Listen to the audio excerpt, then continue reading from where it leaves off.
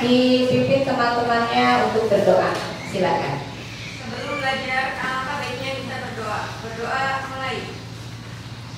Kameranya kurang fokus ya, Pak. Berdoa selesai. Terima kasih. Ya. Cantik. Hadir. Indah Aulia. Ismatul Maula. Hadir. Lia Amelia. Hadir. Retno. Hadir. Rizka. Mungkin sudah berlalu ya, tapi kita tidak ada salahnya tetap menjaga protokol kesehatan. Kalian harus menjaga imunitas kesehatan tubuh kalian. Kemudian kalian juga harus tetap menjaga kebersihan. Mudah-mudahan dengan impian seperti itu virus jauh dari kita. Oke? Baik, alhamdulillah hari ini kita sudah memasuki materi ketiga ya. Untuk nanti harus siap untuk 3 hal. Yang pertama apa? BMW ya, kita masih ingat ya, BMW. B-nya apa yang pertama? Bekerja ya. Kemudian M-nya kalian bisa melanjutkan kuliah ya. Kemudian yang ketiga W, kalian wirausaha ya. Karena tidak semua kita sebagai tenaga kerja itu bisa terserap oleh dunia industri. Semangat ya untuk belajar hari ini. Oke. Pada pertemuan minggu lalu, Ibu membahas tentang sikap dan perilaku seorang wirausahawan. Ya, ada yang masih ingat apa saja? Ayo, Amida apa? Contohnya? Rajin dan terampil. Ayo, masih banyak contoh sikap-sikap kewirausahaan. Apa? Di sana tadi ya. Ya, apa? Ulet kreatif. Ulet dan kreatif. Ya, masih ada. Siapa lagi yang masih ingat? Aulia apa? Pandai berkomunikasi dan bertanggung jawab. Pandai berkomunikasi dan bertanggung. Mau kalian jadi wirausahawan muda? Mau. Siap ya. Ada beberapa di antara kalian yang dari sekarang sudah mulai merintis ya. Ada yang suka jualan online ya. Itu bagus ya. Itu buat bekal kalian untuk masa depan. Nah, pelajaran yang akan Ibu berikan hari ini yaitu tentang analisis peluang usaha. Ya.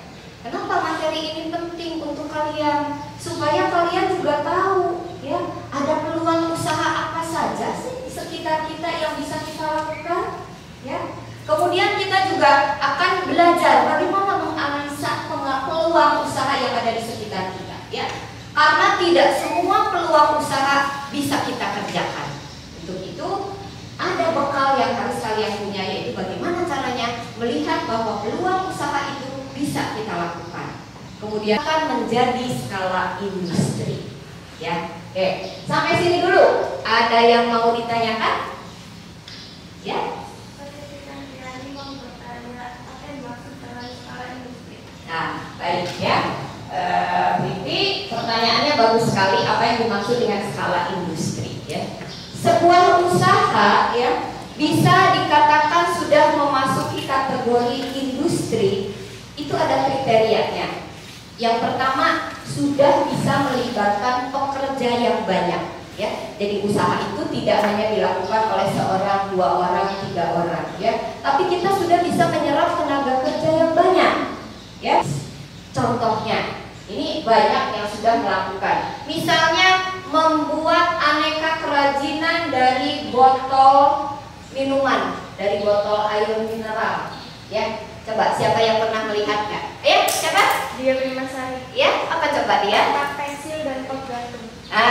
Dari botol air mineral itu bisa dibikin tempat pensil. Dari misalnya dari bungkus kopi ya, atau bungkus mie instan ya. Nah, itu juga bisa loh. Ya, coba siapa kira-kira yang pernah melihat?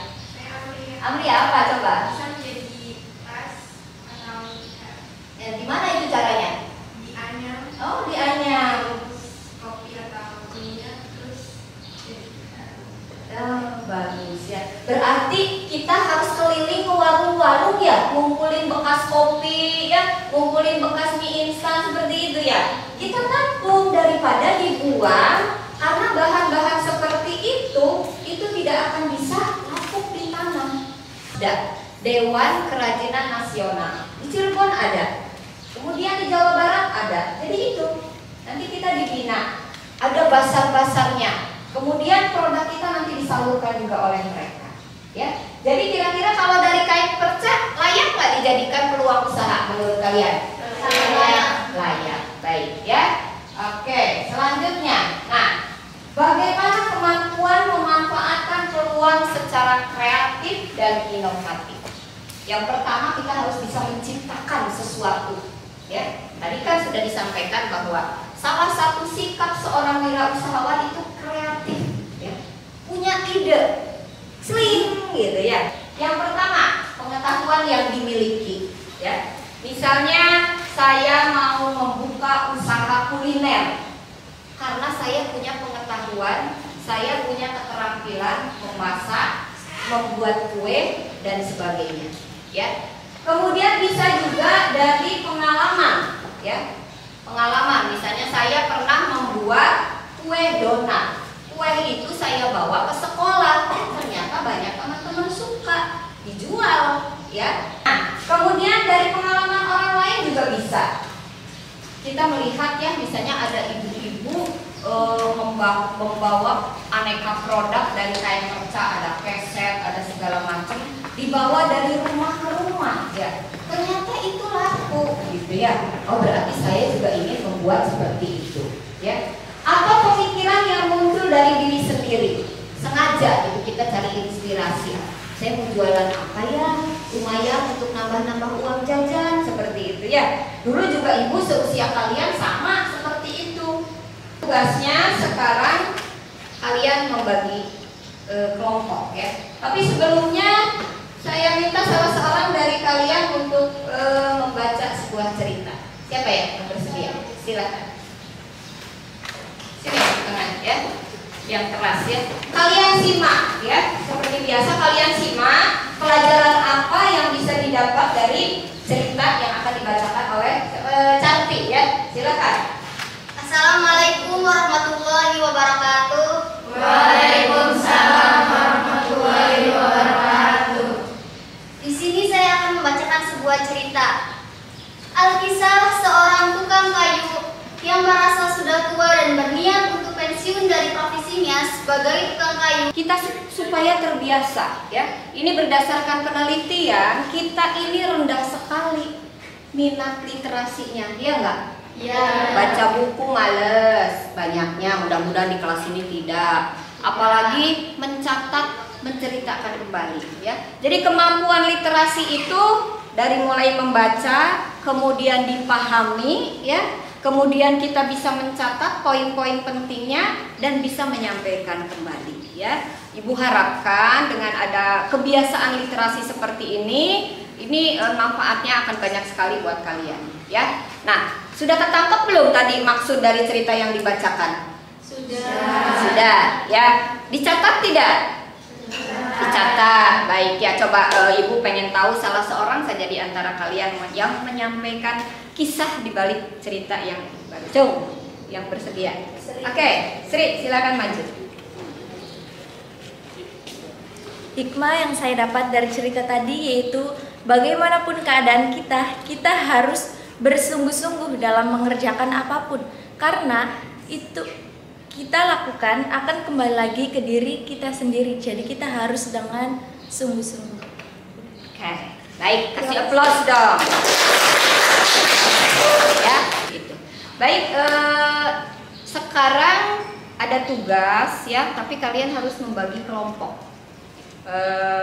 Pelajaran yang akan datang ini adalah membuat prototipe produk barang. Ya, tadi kita sudah sepakat bahwa apa yang akan kita buat adalah sesuatu ya, barang yang memanfaatkan limbah kain perca. Ya, ada yang 4, ada yang 5. Oke ya. Tarik dulu mejanya. Sebelumnya coba perhatikan dulu di layar ya, karena ini berkenaan dengan tugas yang akan kalian terima ya.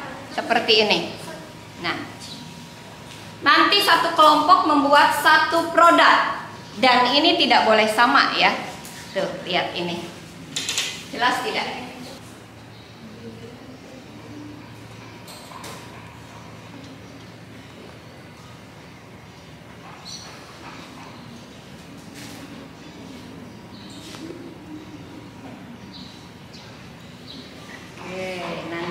perwakilan dari kelompok salah seorang saja mempresentasikan secara bergiliran ke depan ya.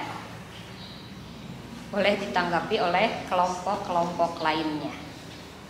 Oke. Ada ketemu apa? Sama tutorialnya aja ada? Sama tutorialnya ada? Iya. Coba. Iya.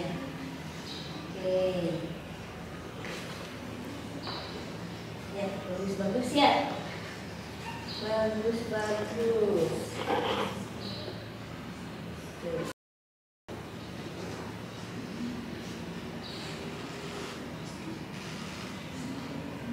Sudah dicatat tidak? Dicatat produk apa, kemudian alat yang diperlukan apa, ya, kemudian langkah-langkahnya bagaimana. Nanti disampaikan bergiliran.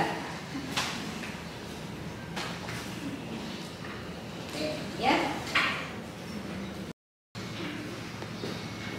Oke, sampaikan. Sini di depan teman-teman sini. Ya. Kami akan membuat sebuah bungkus toples dari kain perca. Sebentar, bungkus toples. Oke. 1. Ya. Nomor 1 akan membuat bros. Bros, oke, bros. Sudah siap? Kelompok berapa? Kelompok 2. Oke. Kelompok 2, sampaikan. Ya, coba. Kita akan membuat konektor. Konektor itu apa? Tempat untuk memakai masker. Oh, penghubung yang di sini. Oh, penghubung masker katanya konektor. Ayo, sampai ada teman-temannya. Sampaikan. Kami dari kelompok 5 akan membuat tempat tisu.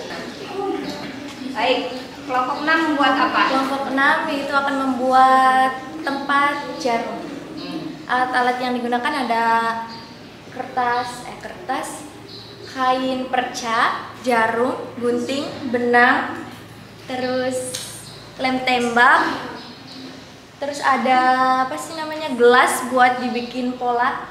Kan kain percanya tuh panjang-panjang, terus kita bikin. Mana kelompok 3? Ya, maju. Kelompok kami akan membuat gantungan tas. Terima kasih. Baik ya, kalian sudah menyampaikan hasil diskusi dari kelompok kalian masing-masing. Nah, ini nanti harus betul-betul kalian laksanakan ya. Ya, insya Allah pelajaran minggu depan selanjutnya yaitu tentang membuat prototipe. Contoh, kalau prototipe itu ya, membuat contoh barang yang nantinya akan kita tawarkan kepada konsumen. Bisa kita terapkan dalam kehidupan sesungguhnya, dalam kehidupan kita nanti sehari-hari, ya, seperti itu. Baik, ada lembaran kerja yang harus kalian isi. Coba kalian buka di LMS-nya, Umiser ya. Di LMS itu di pelajaran kewirausahaan. Sebelum pulang, alangkah baiknya kita berdoa. Berdoa dalam hati, mulai.